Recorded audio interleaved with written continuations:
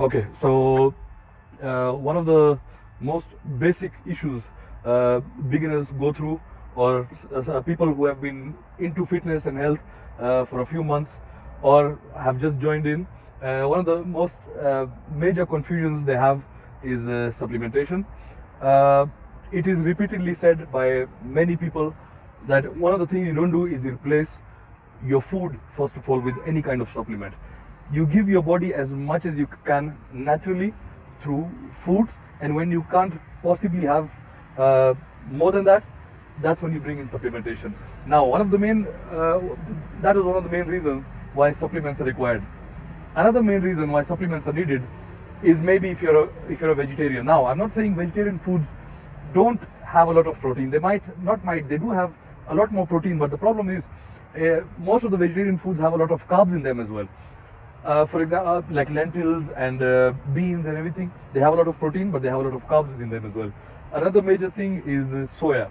Soya has more protein than any kind of meat in this world. It has per 100 gram, it's got a lot of protein, but for men, it's not really good because it's got a lot of estrogen in it, so we cannot have it most of the times, maybe twice or thrice a week. So that's more than enough. Now, those are one of the why we bring in supplements. So people mainly wonder, especially the newcomers, they mainly wonder what kind of a supplement stack is required. Now, from my personal experience, it goes in cycles.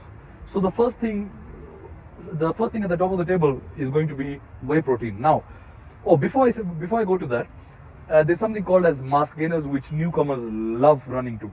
Now, mass gainers, just in the name says mass gainer. It does not say muscle builder.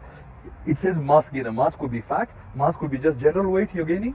Now you will see significant amount of change when you have it, because most of the calories which come from mass gainers is from sugars and carbs. Compared to the protein, most of the calories are all from sugars and carbs. I mean, it's the same thing. So that is literally poison. You will see yourself grow, but you will gain a lot of bad fat. So always stay away from mass gainers. You'd rather eat. If you can't eat, just go for whey protein. Now, number one on the list is whey protein. There are two types of whey proteins. There's the isolate and then there's the normal one.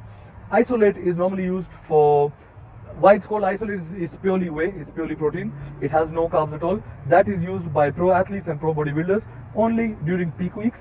No one actually uses it all the time because first of all it's very expensive, and people, for building up, they need carbs, and that has no carbs. So that's why everyone uses the normal one, and the normal whey protein is very cost friendly compared to the isolate. Now, once you have that, your body gets used to it. You move on to the second, and with the way you need to work out properly. If you're ticking all the boxes, you're working out properly, you're giving your body the amount of carbs and protein it needs from the food and the supplements or the whey protein, you move on to the second step, which is creatine. Creatine helps you with muscle building, with strength training. It hydrates your muscles.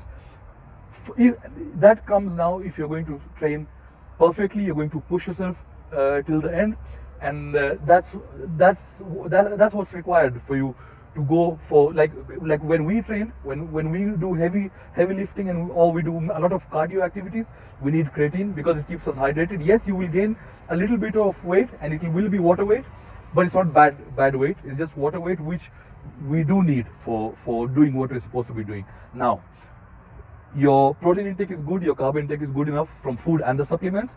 For heavyweight training or any kind of training, you have gotten the creatine. Now you move on to the third step, which is a BCAA. The main and only thing you need for recovery, for quick recovery, it's an intra-workout drink, you can call it. They're in tablets as well, or it's a powder as well. You can have it in water as well. So you have it during your workouts. It keeps you hydrated. It keeps you recovering from all the muscle soreness or any kind of injury your muscles go through during a workout. So that's very important. Now, after those things, those are the basic things every pro or a normal bodybuilder or a fitness athlete or anyone, any kind of sport, this is what they use. So after you have those three things, one major thing every beginner runs to after these or before even this is a pre-workout. Now, if you're going to have a pre-workout before any of these things, you're going to overwork yourself. If you're not having enough calories, you're not having you're working out a lot and you're going to have a pre-workout, all you're going to do is burn your muscle out. If your calories are not good enough, you're not consuming enough things, your intake is very low when it comes to your food or your supplements, and you're just having pre-workouts and busting your ass off in the gym, you're going to lose muscle and you'll be left wondering why I'm losing so much muscle even if I'm having supplements. So the best thing to do is don't waste money on pre-workouts. Just have a black coffee shot and that's more than enough, and do not have it every day. So this is my basic stack which I normally use. If you have the money to buy all these things at one go, well and good, but I would suggest you go through one by one and make sure your food intake is perfect. When you're not able to have enough, that's when you go for these things. Otherwise, invest your money in the food. You'd rather have food first, gain your weight with food, and that's when you can't do anymore, that's when you go for supplements. Thank you.